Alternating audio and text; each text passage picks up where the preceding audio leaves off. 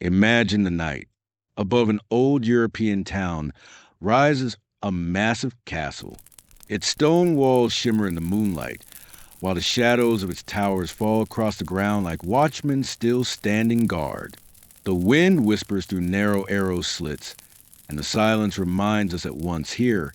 Swords clashed, trumpets echoed, and life surged with incredible force. Castles are not just ruins or picturesque landmarks for tourist photos.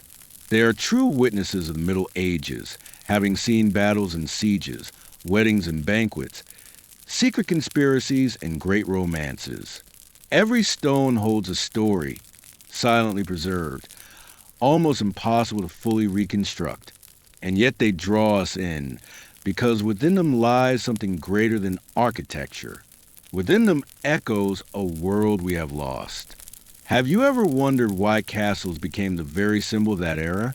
Why we still paint them in children's fairy tales, film them in movies, and dream of visiting at least one in our lifetime? Castles embody power, authority, and mystery. They tell not only of war, but of how people lived, what they ate, what they believed, and how they loved. So stay with us as we journey into a world of medieval castles, from their earliest wooden walls to their grand stone fortresses. We will uncover how they were built, what secrets they held, and what legends they inspired. And most importantly, we will discover why, even centuries later, they still make the heart beat a little faster. The story of castles does not begin with towering stone walls, but with humble fortifications. After the fall of the Roman Empire, Europe was left fragmented and vulnerable. Raids from enemies, civil wars, chaos, and the uncertainty of tomorrow forced people to seek protection. And so the first wooden fortresses appeared, raised mounds crowned with timber towers. These were known as Bailey castles. On the top stood a watchtower, while below lay a small settlement, encircled by wooden palisades. Simple, yet effective in defense. In the 9th and 10th centuries, when Europe was troubled by the raids of Normans, Hungarians, and Saracens, castles became a true necessity. Every lord sought to fortify his land and display his strength. A castle was not only a refuge from invaders, but also a symbol of power, a sign that here stood a master. Over time, wood gave way to stone. Stone was far more expensive and difficult to build with, but offered the promise of permanence. The first stone castles appeared in France and Normandy, and soon spread across Europe. At their heart stood the dungeon, a tall central tower, the last refuge in times of siege. From its heights, lords would watch over their lands and control all that surrounded them. With every passing age, new innovations arrived. Some rulers built massive walls with moats. Others created intricate corridors and hidden passages. The castle became more than a military stronghold. It was a world of its own, a fortified town where life continued even under siege. When we look at a medieval castle today, it may seem like something out of a fairy tale, but for the people of that age, every stone had a purpose. Castles were not built for romance, but for survival. They were complex machines of defense, designed to withstand sieges, repel invaders, and strike fear into anyone who dared approach too closely. The first line of defense was often the moat, deep, filled with water or left dry. It kept enemy siege engines from reaching the walls. Across it lay a bridge, and this bridge could be raised. The castle gate, the very heart of its defenses, was always the most carefully protected. Heavy wooden doors bound with iron stood guard, and behind them might wait a barbican, an outer stronghold where attackers would be met with a hail of arrows and stones. The high walls were not only barriers, but also platforms of war. They were crowned with battlements, the familiar tooth-like shapes called merlins. Between them, archers could hide, shooting safely through narrow arrow slits at those below. From here, defenders could strike without exposing themselves to danger. Towers rose above the curtain walls, either square or round, each with its own role. Over time, round towers became favored, for the stones of enemy catapults could not so easily break their curved sides. From these towers, watchmen scanned the horizon, sent signals, and in times of attack, they became stronghold within the stronghold. At the core of every castle stood the dungeon, the great tower. This was not just a defensive strong point, but the very heart of the fortress. Within its thick walls lived the lord and his family. Here food, weapons, and treasures were stored. If the rest of the castle fell, the dungeon held out the longest. Its narrow staircases forced invaders to climb one by one, making them easy prey for the defenders above. Even the smallest details mattered. Built into the walls were openings called machicolations, from which boiling water, pitch, or heavy stones could be dropped upon attackers. Corridors often held traps, false doors leading to dead ends, or passages so narrow that a handful of men could hold off an entire force. Castles were never built apart from the land, but as part of it. Where there was a river, the walls leaned on its waters. Where there were cliffs, they became the castle's own defense. Sometimes a fortress blended so fully with the landscape that it seemed to grow from the earth itself. Yet a castle was not only a fortress. It was a living world within its walls. Houses, workshops, chapels, storerooms, even wells, all were built inside, for water during a siege was more precious than gold. A castle had to endure not just days, but weeks or even months of encirclement. The philosophy of castle defense was simple. The enemy must spend more strength and more time than the prize was worth. Every wall, every tower, every bridge was a trap for invaders and an advantage to the defenders.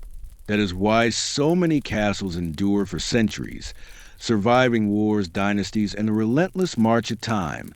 Behind the thick stone walls of the castle lay not only soldiers and war, but an entire small world with its own laws and rhythm. A castle was like a self-contained town, home to dozens of people, each with a role in keeping this fortress alive. At the center of this world stood the Lord, the feudal ruler. His life was marked by power, but also by duty. He was responsible for protecting his lands, judging disputes, and leading negotiations. Yet despite his high station, his home was far from the luxury we might imagine. Cold stone halls needed constant heating. In winter, vast fireplaces roared with fire, but the chill still crept through, even past the heavy tapestries that hung on the walls. Beside him lived his family. The lady of the castle oversaw household affairs, managed the servants, and tended the daily running of the estate. Children grew up under strict discipline. Boys were trained from an early age for knighthood, first as pages, then as squires, learning manners, horsemanship, and the art of combat. Girls were taught embroidery, household management, and, of course, religion. Servants were the lifeblood of the castle. Some worked in the kitchens, preparing meals for the lord and his guests. Others tended the horses in the stables, repaired armor, or practiced trades in the workshops. Every detail of daily life, keeping the fire alive in the hearth, cleaning the great hall after a feast, fell to their hands. Within the walls there was always a well or a cistern to collect rainwater. Without it, the fortress could not survive a siege. Grain and salted meat were stored in dark cellars, and the scent of smoked meat and aged cheese often lingered in the corridors. The rhythm of the castle was set by bells. Morning began with prayer in the chapel, followed by work or training. Midday meals were held in the great hall, where the lord sat at the high table, and servants carried in bread, meat, and broth. Forks were unknown. People ate with their hands. After dinner came more labor, and evening ended with brief rest by the fire. Yet life in a castle was far from ideal. Stone walls did not hold warmth well. Dampness bred rats, and hygiene was minimal. A bucket of water or a small bathhouse took the place of proper bathing. Still, compared to the peasants who lived in simple huts beneath the walls, castle residents were considered privileged. The castle was both refuge and prison. Its people rarely ventured beyond the gates, For danger lurked outside, enemies, bandits, and the untamed wilds. Inside, life followed its steady rhythm. Prayer, work, meals, and sleep. Strict though it was, that rhythm offered a sense of safety in a world where chaos was always near. If the daily rhythm of the castle was marked by discipline and duty, then festivals and celebrations were the moments when its cold walls seemed to come alive. In the great hall, beneath soaring vaulted ceilings, dozens of guests would gather. Long tables were covered with bread, roasted meats, poultry, cheese, honeyed drinks, and wine. Servants rushed in and out with endless platters. Musicians played lutes and flutes, and troubadours sang ballads of knights and ladies. A feast was never just a meal, it was a performance. At the same table might sit allies and rivals, hiding true intentions behind polite smiles. Deals were struck here, marriages arranged, and the fate of entire lands decided. But alongside politics thrived something more human. Whispered gossip, jealousy, and secret glances exchanged between those who should never have looked at each other. Tournaments brought even greater spectacle. In the open courtyards, just were held, with armored knights charging on horseback, lances shattering as the crowd roared. For warriors it was training, for lords a display of power, for ladies a theater of romance. A single handkerchief, thrown from a lady's hand to her chosen knight, could spark passions, and sometimes dangerous stories whisper in the dark halls, far from the chronicles of history. Castles also held their share of scandalous secrets. In shadowed passageways, forbidden lovers risked everything for a stolen moment. Lavish feasts often ended not only with dancing, but with jealous confrontations, a husband's fury, a hidden affair exposed, or a letter discovered where it should never have been. Official records may be silent, but real castle life was filled not only with honor and heroism, but also with weakness, intrigue, and desire. Even the spiritual side of the castle had its contrasts. By day, the chapel echoed with prayers, but by night there could be quiet gatherings where whispers of forbidden books, alchemy, or old pagan rites stirred. Between holiness and sin lay only the thinnest line, and it was that tension that made castle life so dramatic and so captivating. For those who lived within its walls, the castle was more than stone. It was a stage upon which true human dramas unfolded. Tales of noble love, cruel betrayals, and secrets hidden from the world. And perhaps that is why castles still fascinate us today. Because behind every tower and every wall lies not only the history of battles, but also the mysteries of the human heart. Castles were never only fortresses of war or centers of administration. Behind their thick walls pulsed a life that rarely found its way into the chronicles. By day, these halls witnessed councils, trials, and training, but by night, they remembered very different scenes. Chroniclers often avoided details, yet whispers lived on for centuries. It was said that after a lavish feast, when wine flowed like rivers, music faded, and torches dimmed, a different life began. Ladies and knights, who only hours before exchanged polite courtesies, sought chances to meet unseen. In dark corridors, behind heavy tapestries, or in hidden chambers known only to servants, stories of love, jealousy, and betrayal unfolded. Ladies in waiting often became the focus of young knights' attention. Troubadours, whose songs praised noble love, sometimes became entangled in romances of their own.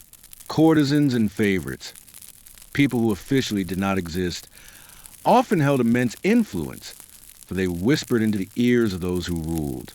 There are even tales of kings and dukes turning their castles into stages for night revelries. In France, rumors swirled about King Charles VI, who allowed his court to indulge in feasts that ended not with prayers, but with scandals hushed for years to come.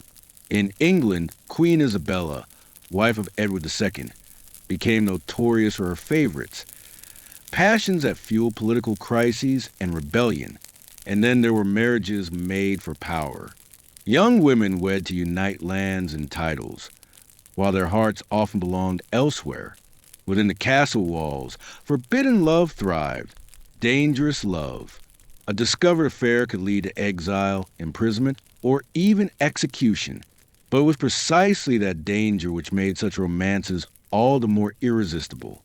Castles also hosted secret gatherings after dark. Some spoke of alchemy, others of forbidden games where wine, dance, and temptation blurred together. For some, it was amusement. For others, a path to influence. Intimate secrets could become weapons. A misplaced letter, an overheard whisper. These could decide the fate of dynasties. The history of medieval castles is not only about crusades and sieges. It is also about unseen dramas that burn in the glow of torches. Love and betrayal, temptation and fear, intrigue and secret alliances, all were part of castle life as much as swords and shields. And perhaps it is these very stories, the most human and the most scandalous, that still draw us to the silent stone walls today. Castles were not only the stage for secret romances, but also the scene of scandals so great they could shatter families, break alliances, and even ignite wars. For where power and passion met, danger was never far behind. Love within castle walls was a perilous affair. If a hidden romance was exposed, the consequences could be tragic. Women were often punished more harshly than men. Some were sealed alive into walls, or locked in towers for the rest of their lives. Men might face duels, exile, or execution. At times, even rumors of betrayal were enough to serve as political weapons. A whisper, a few so-called witnesses, and a rival could be destroyed. In 13th century France, the scandal of the ladies of Tournai shook noble society when several women were accused of secret liaisons with young knights. The punishment was brutal. The women were publicly humiliated, their lovers put to death. Chronicles recorded it as a warning of how dangerous love could be inside a fortress.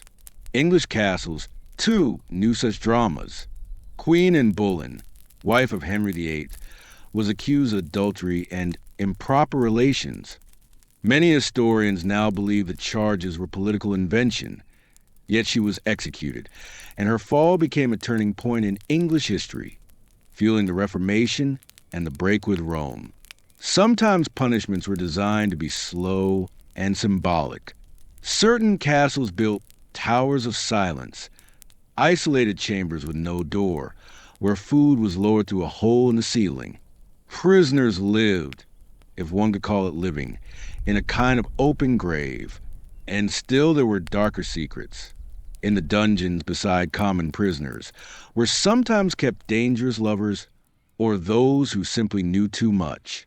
Servants whispered of cries echoing from the depths at night, of skeletons found centuries later in sealed rooms. Such tales reveal another side of castles. They were not only bastions of honor and knighthood, but also places where human passions and weaknesses turned to tragedy. Scandals and punishments left scars not just on stone walls, but on the destinies of dynasties. And perhaps this is why even today we feel a shiver when we gaze at their silent towers. They have seen far more than they will ever tell.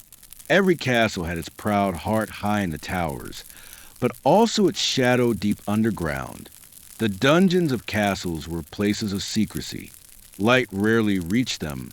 Silence, cold, and stone reigned there. For many, these corridors were more terrifying than any siege, for it was here that the fate of the defiant was decided. The dungeons held more than wine or grain. Here were kept prisoners, enemies of the Lord, traitors, and those who knew too much. The stone walls remember cries and prayers that never reached the outside world. People believe that some castles still whisper at night, echoes of voices that once could not escape. In the Middle Ages, dungeons embodied power. Towers displayed grandeur to the world, while the dark chambers beneath reminded all of the cost of disobedience. At times, a mere threat of being taken below was enough to break a person's resolve. Legends tell that in the deepest cells, one could lose all sense of time. A prisoner would not know whether it was day or night above. It was a space where the spirit was broken even more than the body. Silence grew louder than any scream, and darkness felt heavier than chains. Even today, many European castles still show black rooms or narrow stairways leading down into the unknown. Guides warn that servants once feared to go near them. Perhaps that is why dungeons remain the most haunting part of a castle. For while music and laughter filled the halls above, below lived shadows no one dared to name aloud. No castle in Europe was free of legends. Their stone walls remembered not only wars and feasts, but also human tragedies that left marks for generations. People believed that the souls of those who died unjustly or too suddenly lingered within these walls. And so castles became home to countless haunting tales of ghosts. The most famous figure among these stories was the White Lady. Her image appeared in many countries, in Czechia, Germany, France, and even Scotland. The White Lady was often described as a woman in a pale gown who wandered the corridors before a death or disaster struck the family that owned the castle. Sometimes she symbolized a victim of betrayal or a tragic love, at other times a soul punished for sins. To see her was to hear a warning from the past. In Scotland's Edinburgh Castle, stories told of a ghostly piper who vanished in the underground tunnels that led to the city. His body was never found, but at night, faint notes of bagpipes were said to rise from the depths. In Germany, Heidelberg Castle became famous for the legend of an alchemist who sought the elixir of life. When his experiments ended in tragedy, a shadowy figure with flask in hand was said to wander the cellars still, endlessly searching for his lost formula. English castles are rich with royal ghosts. In the Tower of London, visitors and guards alike speak of Anne Boleyn, appearing in the halls as a spectral presence. She became a symbol of how politics and passion could turn into tragedy, a restlessness that endured even beyond death. Even in Eastern Europe, such tales abound. In Ukraine's Pithertsi Castle, people told of a woman in white, bound to the story of tragic marriage and suspicions of betrayal. Her steps, they said, could be heard on silent nights when the fortress lay still. These stories shaped life within castles. Servants feared the corridors after dark. Guards swore they saw shadows, and travelers who stayed overnight often reported strange sounds or fleeting figures. The ghosts of castles became part of their culture, as of invisible guardians of the past. They reminded people of the tragedies these walls had seen. And perhaps it is these legends that make castles so captivating today. They allow us not only to touch history, but to feel the breath of those who, some believe, still dwell among stone and shadow. In the Middle Ages, castles were not only the homes of lords, but also the very centers of power and the keys to controlling the land. Whoever held the castle ruled the surrounding villages and the roads that bound them together. For this reason, wars often came down to struggles for fortresses. Castles became the prize of attackers and the last hope of defenders. A wise lord lived in constant readiness for siege. Deep in the storerooms lay sacks of grain, salted meat, barrels of wine, and wheels of cheese. In the heart of the fortress stood a well or a rainwater cistern, for without water no castle could withstand a long encirclement. Everything was calculated so that life behind the walls could endure for weeks, even months. When word spread that an enemy was approaching, the population of the castle swelled suddenly. Peasants from nearby villages rushed inside with their families and livestock, seeking safety. The courtyards filled with wagons of grain, goods, and people. The atmosphere grew tense. Narrow passages and stone halls became a crowded little town, bracing for a harsh trial. Attackers understood that a castle could not be taken easily. A direct assault was always dangerous, as arrows and stones rained down on those who came too close. So they often turned to other methods. They built great siege engines, trebuchets and catapults capable of hurling massive stones across astonishing distances. Walls that once seemed unshakable could crack under the relentless blows. The gates were the most vulnerable point. To reach them, Attackers rolled forward heavy battering rams under protective wooden frames, pounding against the doors while defenders poured down missiles, arrows, and heavy objects from above. Sometimes sappers dug tunnels beneath the walls to bring them crashing down under their own weight. A siege was a trial not only of strength, but of patience. Armies encamped around the fortress, raising their tents and waiting. War became a contest of endurance. Would the defenders last of their stored supplies, or would the attackers outweight them, counting on hunger and exhaustion to win the day? History remembers many such struggles. Carcassonne in France endured great sieges before it finally fell. Stirling Castle in Scotland changed hands again and again, for whoever commanded it controlled the way through the kingdom. And in France, during the Hundred Years' War, the siege of Orleans became a turning point, for there appeared Joan of Arc, who altered the course of history. Each siege was a drama in several acts. On the walls, men prepared for battle. In the courtyards, stores were guarded, and before the gates, the enemy raised their machines. Sometimes the confrontation lasted days, sometimes months. The castle became a stage upon which the fate of an entire land was decided. When an enemy encircled a castle, life within its walls changed at once. What had been the ordinary rhythm of days, morning prayers, work in the workshops, suppers by the hearth, became a time of waiting and endurance. The castle turned into a closed world, cut off from all beyond its gates. The greatest challenge was food. Stores of grain, meat, and vegetables began to dwindle quickly, especially when peasants from the surrounding lands crowded inside for safety. At the start of a siege, meals were still familiar: bread, stew, meat from the cellars. But as weeks passed, portions grew smaller, and every crumb had to be stretched further. Wine and mead, once the drink of feast, became both a luxury and a quiet medicine against fear. Water was even more precious. Castles with wells stood stronger, but if an enemy managed to cut off or poison nearby streams, the siege became a trap. In such moments, every drop of water was valued more than gold. Life in confinement was a trial of its own. Narrow halls and large chambers held nobles, peasants, servants, and soldiers side by side. The great halls were filled with the cries of children, the smoke of fires, and the damp smell of stone. At night, people slept wherever they could, on straw, along the walls, or simply on the floor.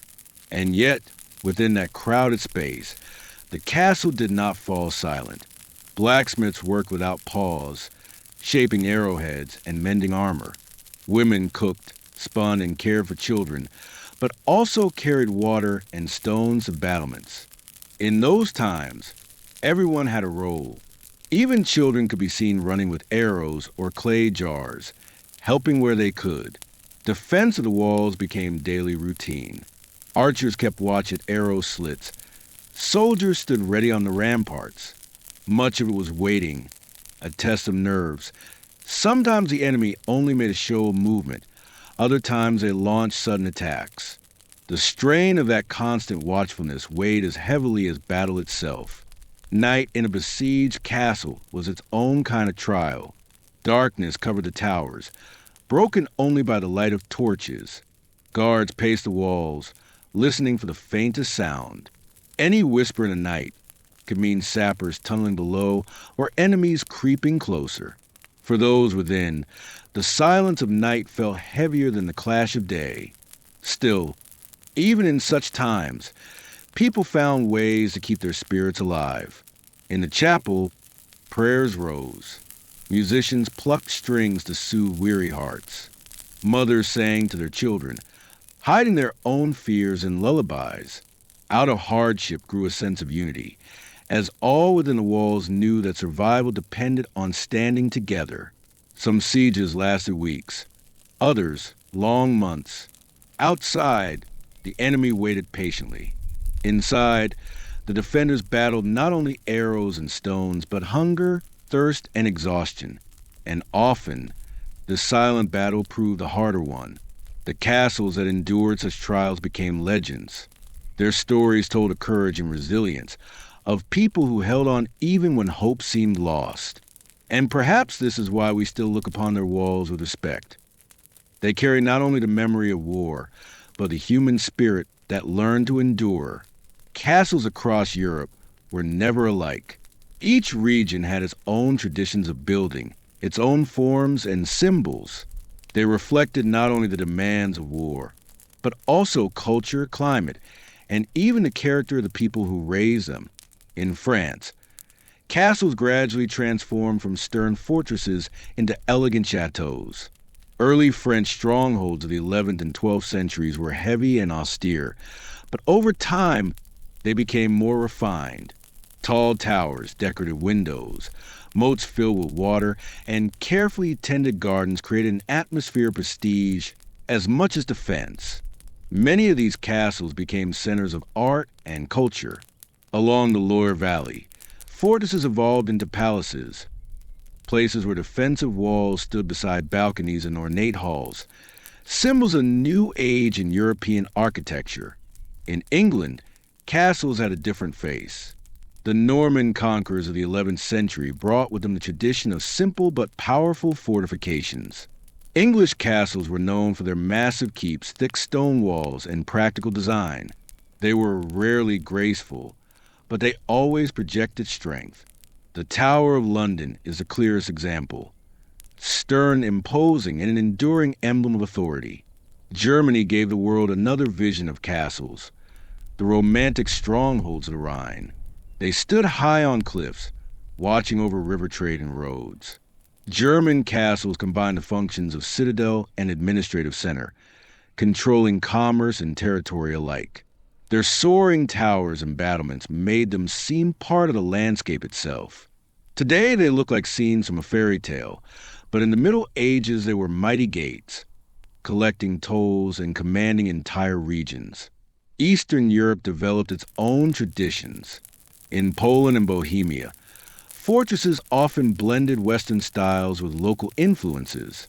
Malbork Castle in Poland, built by the Teutonic Order, became one of the largest brick castles in the world, more like a fortified city than a single structure.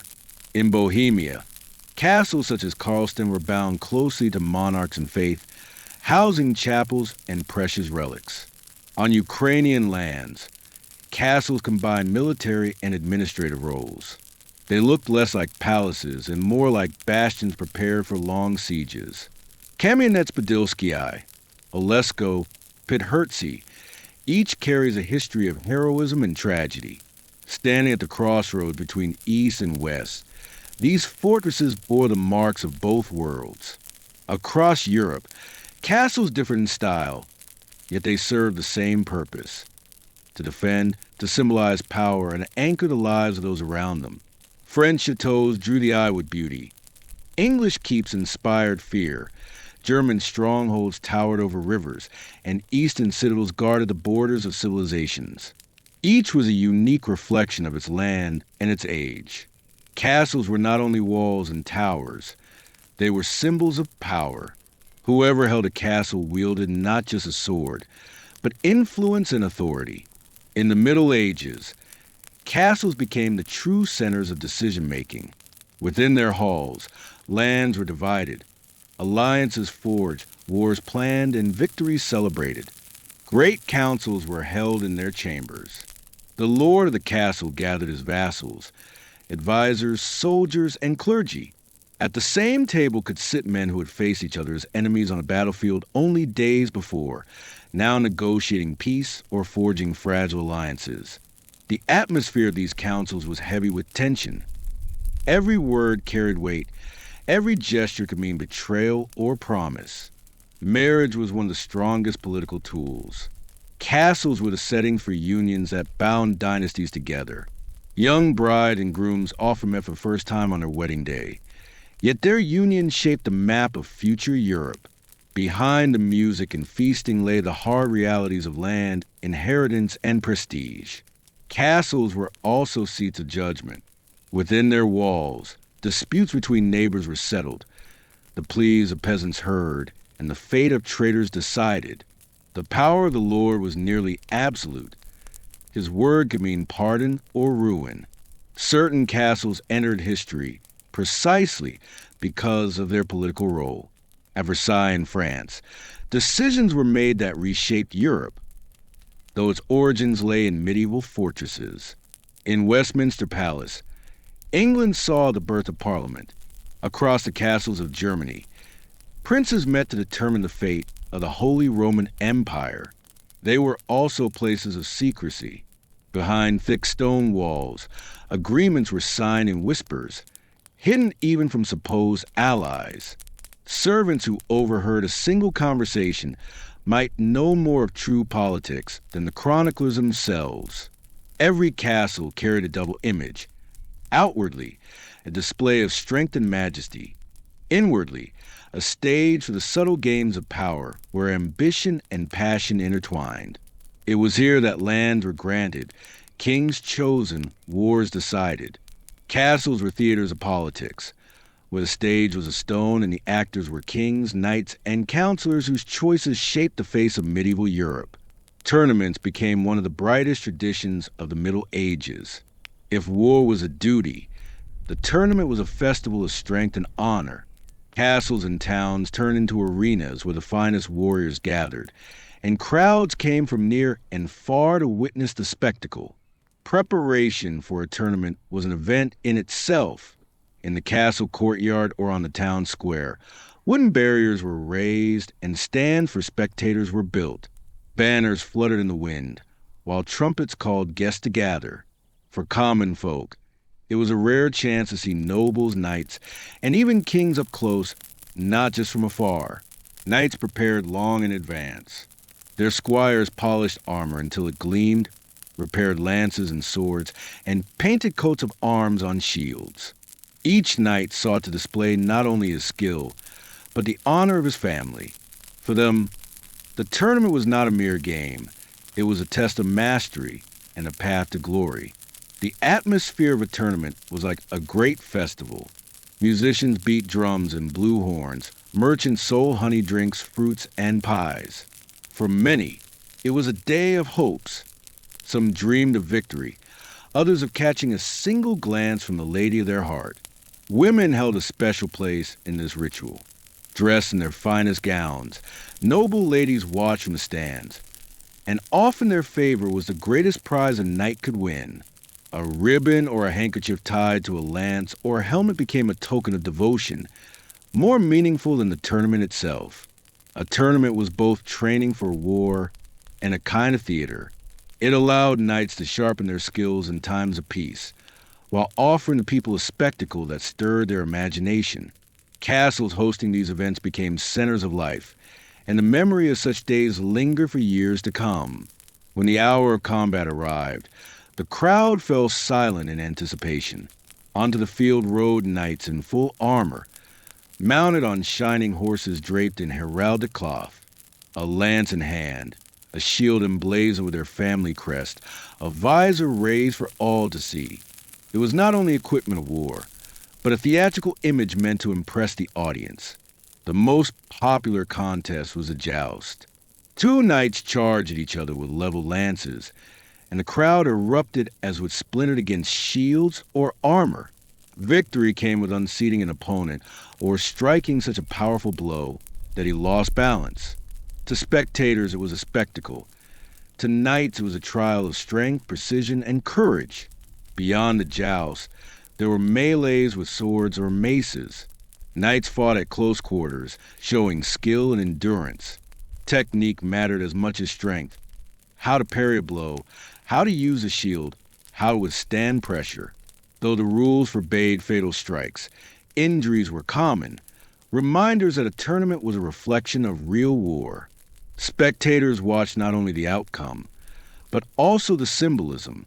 When a knight bore a ribbon or a scarf given by a lady, the contest became charged with meaning. The crowd whispered. Could he defend the honor of the one who entrusted him with her token?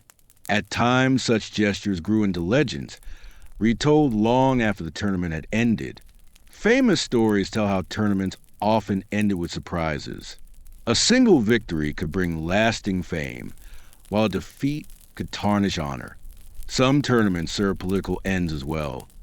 A lord displayed the strength of his warriors, and a knight's victory could signal new alliances or friendship. For common folk, the tournament was a chance to witness wonder. For knights, it was a moment that could shape destiny. Tournaments blended blood and brilliance, discipline and romance, danger and glory. And that is why they became an inseparable part of medieval culture, remembered as vividly as the castles whose walls echoed with the thunder of hooves and the cheers of the crowd. Castles of medieval Europe were not only military strongholds, but also centers of faith. Nearly every fortress had its chapel, small in size, yet great in meaning. Stone walls, a simple altar, candles flickering in silence. It was here that the people of the castle turned to God at the beginning of each day and before the uncertainty of battle. Religion was inseparable from castle life. Each day began and ended with prayer. Warriors had their weapons blessed before campaigns, and the lord of the castle often sought counsel from his chaplain before making important decisions. On holy days, the bells of the chapel called all, nobles and servants alike, to gather for worship. In those moments, the castle became one body, united regardless of rank or title. The chaplain of a castle held a special role. He was not only a priest, but also an advisor, a teacher for the Lord's children, a keeper of books, and at times even a diplomat. Often it was he who acted as mediator between enemies seeking peace. His tools were not armies or land, but words, and words could shape the fate of a realm. Castles also housed sacred relics. In some chapels were fragments of the true cross, bones of saints, or treasured icons. These gave a fortress special significance, for people believed such relics offered divine protection to its walls. At times, these holy objects even drew pilgrims, turning a castle into a center of spiritual life. Yet alongside the official faith lived the shadows of older traditions. Among the common folk of the castle, ancient superstitions persisted. Touching a certain stone before battle, lighting a candle in a hidden corner, avoiding certain words. These customs mingled with Christianity, weaving a unique spiritual atmosphere inside medieval walls. History remembers castles that became stages of great religious events. In fortified monasteries, monks preserved chronicles and guarded knowledge. Other castles served as bases for crusades, where warriors prepared for long journeys to the Holy Land. Thus the castle was not only a weapon of power, but also an expression of faith. It reminded all that even in a world of war and uncertainty, people sought strength in prayer, in symbols, and in hope. And perhaps it was this union of stone and spirit, of sword and cross, that made castles such enduring symbols in European history. Castles that had dominated the European landscape for centuries once seemed eternal. Their thick walls withstood battering rams, arrows shattered against their battlements, and their gates held firm under the weight of enemies. Yet by the 15th century it became clear what had once been a symbol of invincibility was turning into a relic of the past. The greatest force behind this decline was new technology. The arrival of gunpowder and cannon changed the rules of war. Stone walls, once the pride of medieval builders, could no longer guarantee protection. A cannonball could pierce fortifications that had endured decades of sieges. The very towers that had once given archers an advantage now stood as vulnerable targets. Castles that had been designed to embody eternity could be broken in mere hours. But it was not weapons alone that brought change. Europe itself was transforming. The feudal system that had placed castles at the heart of power was fading. Kings sought to unite their realms under one crown, and the mighty fortresses of local lords became dangerous symbols of independence. Monarchs often ordered the dismantling of castle walls to prevent rebellion. Strongholds that had once been centers of authority now became burdens for those who held them. Economics played a role as well. Building a castle demanded enormous resources. Decades of work, hundreds of laborers, and thousands of stones. Yet even greater was the cost of upkeep. Garrison servants, repairs, supplies, all drained fortunes. Once the need for military defense faded, many lords found it easier to abandon their castles than to maintain them. The decline was gradual but inevitable. Some castles were repurposed. In France, many medieval fortresses were transformed into elegant chateaux, no longer crowned with high towers and deep moats, but instead adorned with wide windows, gardens, and ballrooms. Others were left to crumble, slowly overtaken by time and weather. History offers striking examples. During the Wars of the Roses in England, even the strongest fortresses could no longer guarantee safety against artillery. In Germany, many castles fell or were burned during the peasant uprisings of the 16th century. In Poland and Ukraine, strongholds that had long stood as bulwarks of the frontier began to decay under the weight of shifting politics and new realities of war. The decline of castles was more than a military or political event. It was the symbol of an era's end. The Middle Ages were fading, and the Renaissance was dawning. With new ideas, new art, and new technologies, castles became shadows of what they once were. When castles lost their military purpose, they began to take on new forms. What had once been fortresses of defense gradually transformed into centers of luxury and art. In France, many strongholds were rebuilt into chateaux, palaces with wide windows, elegant halls, and expansive gardens. Attention shifted from walls and towers to beauty, prestige, and comfort. In Western Europe, the 15th and 16th centuries marked the birth of a new way of life. Castles no longer required moats and drawbridges.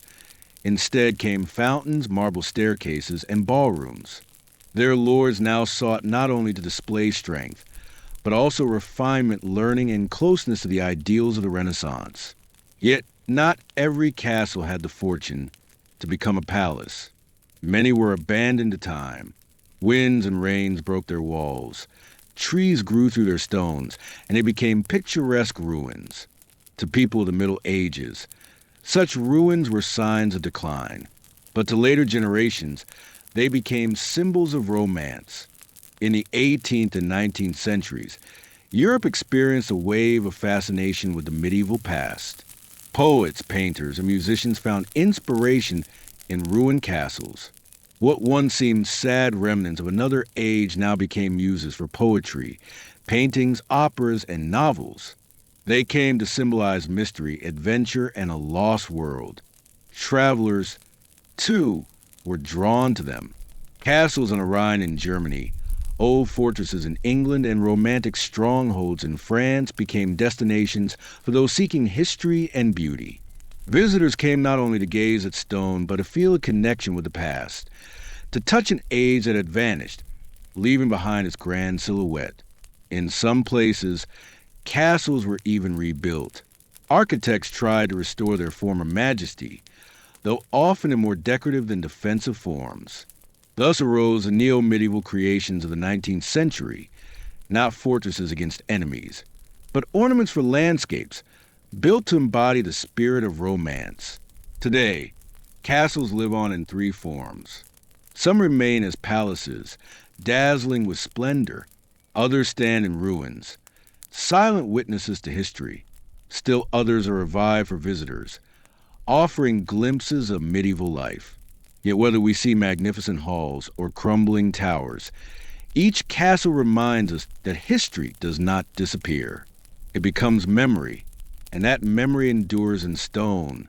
Today, castles are no longer places of battles or political intrigue. They stand in silence, wrapped in wind and time. Some shine with restored halls. Others survive only as ruins. Yet each holds within its stones a memory of centuries of human history. By day, they welcome thousands of travelers, and by night, when the visitors are gone, they return to what they once were, silent witnesses of an age long past. Perhaps this is their true magic. In their high towers and dark dungeons, we see not only stone, but the echo of human dreams, fears and passions.